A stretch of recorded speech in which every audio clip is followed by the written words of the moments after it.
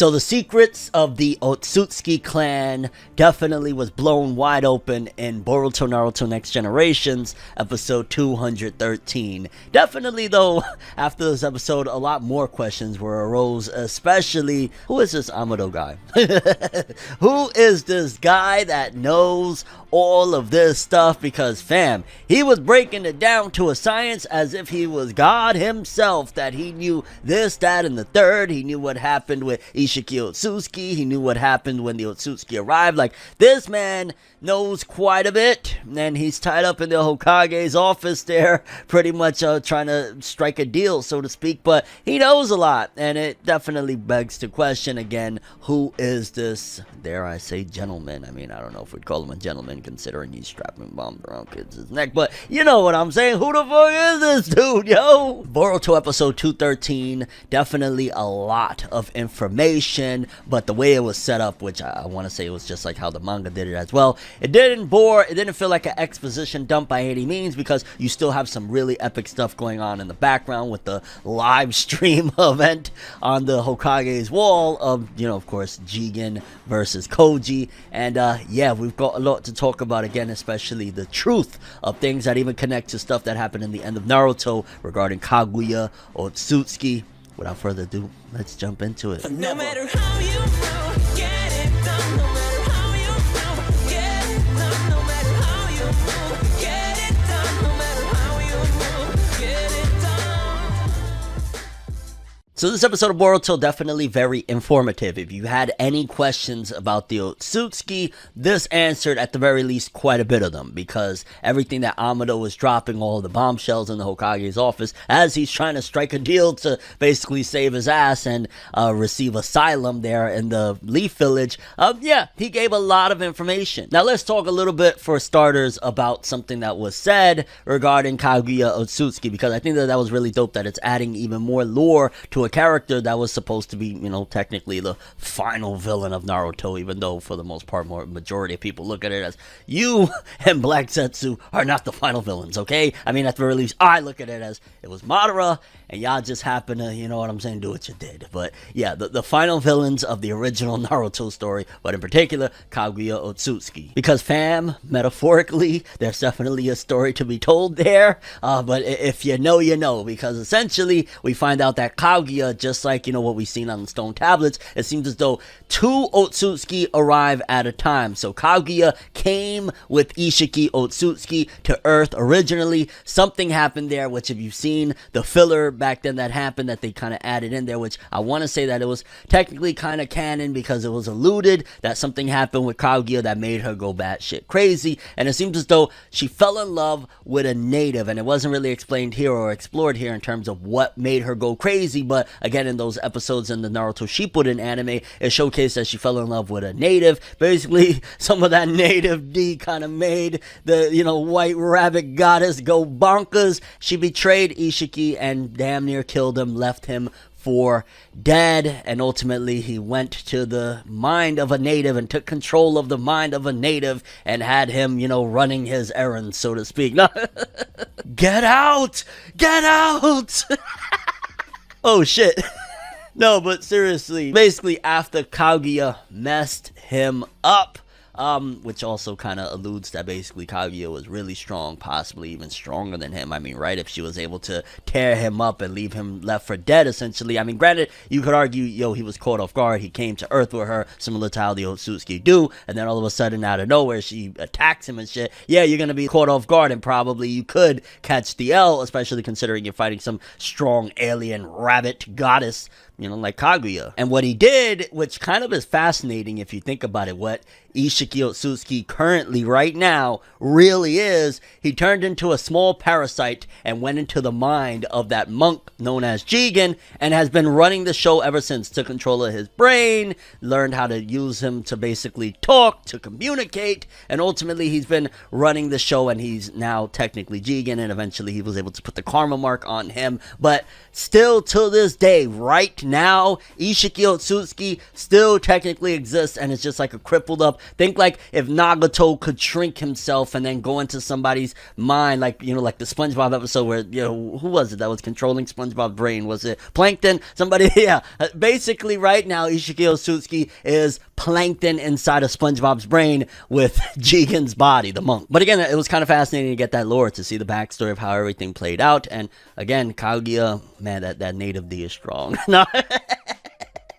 And Amado even further explained, which again, who the hell is Amado? Like, how does he know all these things? But he basically broke down what the karma mark is, and it was kind of a stark realization to Boruto and Kawaki of what's going on in their bodies, what's been happening up until this point. Especially, you gotta imagine for Kawaki that he's been living with this for quite some time. Like Boruto, this is more fresh to him. This is more new. How many months? Maybe it's been at most months that he's had the karma mark on him. Kawaki has been dealing with this bullshit for a long time, because he breaks down that essentially the karma mark is data. Basically, Momoshiki prior to his death turned himself into data, and that's what he's been doing to rewrite Boruto essentially. And we get those really nice shots. Like, I've seen those images around forever, ever since they debut in the manga, the one of Boruto like where he's turning into an Otsutsuki, and then you see another shot of Boruto with Momoshiki's head, of how, you know, if the program is complete, Momoshiki will pop out and take over Boruto's body essentially. And that was just like nightmare fuel. Like, please don't, no more, don't ever show that image again, no. But essentially that's what karma is. It's almost like a computer program, which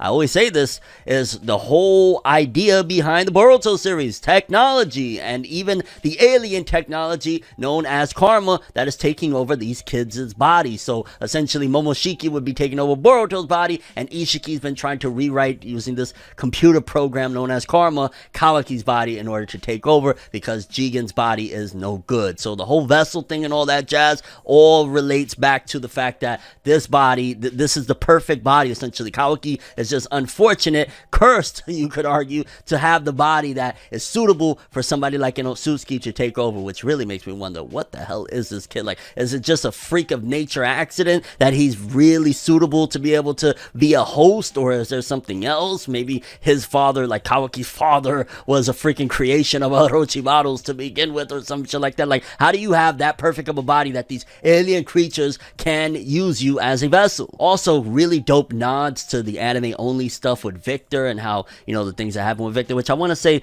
some of that was already like said in the manga, but you know, they divulged further with the anime, and just in general, like the anime added and made those more impactful, the lines about, you know, how Victor tried to do his own little stunt of, no, that was actually anime only. Now that I think about it, about Victor trying to create his own chakra fruit and things like that, that actually added a little bit and made it like, oh shit, yeah, I remember that, like, oh, that's dope. It kind of connects and makes sense and goes into all of, you know, the goal of the Otsutsuki to begin with. And it's kind of crazy that while we're getting all of this exposition, like, because, you know, some people might take some of that as boring. To be honest with you, I was fascinated. Even though I read all of this in the manga a year ago, I was still fascinated, like, oh shit, this is interesting, the lore, the Kaguya stuff with Isshiki Otsutsuki. I mean, granted, you could argue, yeah, that's like, you know, rewriting shit essentially, because, you know, it was never mentioned about anybody coming with Kaguya, but it does kind of make sense. You think about it, like, Kaguya got to Earth, saw how the natives rock, and she really liked it, and she was like, you know, I'm with this boring motherfucker Isshiki that just want to be on some weirdo alien shit. I like what these natives got going on. I'm gonna hurt this man. Essentially, to quote Meg the Stallion, she was on her thought shit. But yeah, as all of this is going on, it's crazy that we got a battle going on at the same time, a very epic battle at that, of Kashin Koji fighting Jigen the monk. And I also really, really love, because it definitely is at the very least alluding to something there that Naruto notices, and he says it's just like, and he doesn't finish his sentence, the jutsu, a lot of the jutsu at that Koji is using is similar to somebody that we've seen from the past. He's using toads. You got toads all over. I mean, the toad is streaming the live stream to the glasses to begin with, the Google glasses that Amado has, like a toad is doing it. But you see toads on top of Jigen's body. You see, I believe he spit toad oil all over Jigen as well. Kind of crazy. And Naruto's reaction there, kind of interesting at the same time. Honestly, it's all around this episode, again, more exposition driven than, of course, the battle, but the exposition was the meat and bones of it to begin with, and I really enjoyed that. I loved getting the lore and the build-up and understandings of things that maybe, you know, if you're a Naruto fan, a lot of that was kind of already to be understood about, you know, the Otsutsuki, yada, yada, yada, but it was nice to get it contextualized, and of course, the, you know, Boruto newcomers, which I don't understand why you would start this story off at Boruto, but YOLO if you did, whatever, I can't control you. Go watch Naruto, go watch Boruto's dad. Remember that cursed meme, Boruto's dad? Like, oh my god. Yeah, go watch that show because it definitely gives you a lot of context into what the hell we're watching and what we've been watching up until this point, but I feel like Boruto did a great job, or Amado, shall I say, did a fantastic job of explaining all this, again, making you wonder who the hell he is, how does he know all of this. I don't think, you know, Isshiki Otsutsuki sat him down and told him his life story and told him exactly about what karma is and all this shit. I assumed that he just had him in a lab and was like, do what I say, motherfucker, or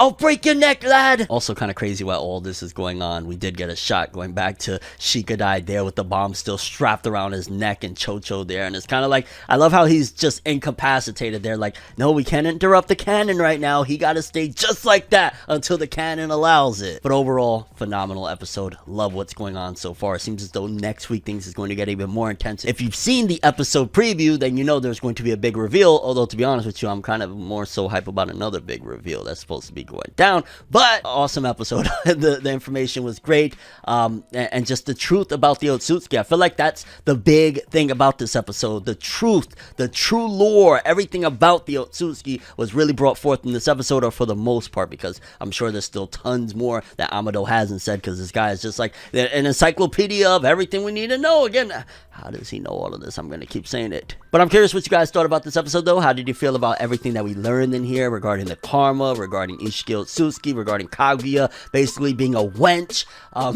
Your thoughts on the battle that's still going on in the background between Jigen and Koji? What's up with all of the jutsu that Koji is using, and Naruto's interesting reaction to Koji, and your overall thoughts and expectations for the Boruto anime with episode 214 and beyond next week? I can't wait. Like, it's just gonna keep getting better and better from here with these episodes. Amazing stuff. But that's all I have for this one. Thanks for watching. Hope you enjoyed. If you liked anything I had to say or enjoyed the video, drop me a like. I'd greatly appreciate it. And if you want more from me, make sure to subscribe. Follow me on Twitter, Instagram. Hit that bell to get all notifications. And if you want to follow any of my other social media, links in the description below. I'm ForneverWorld, and as always, people, have an awesome day. And remember the golden rule: anime and manga. Have an awesome day. Peace in, and Boruto, you're a Boruto fam. I keep telling you, the year of Boruto has been here, and it's been a good one. Have an awesome one. So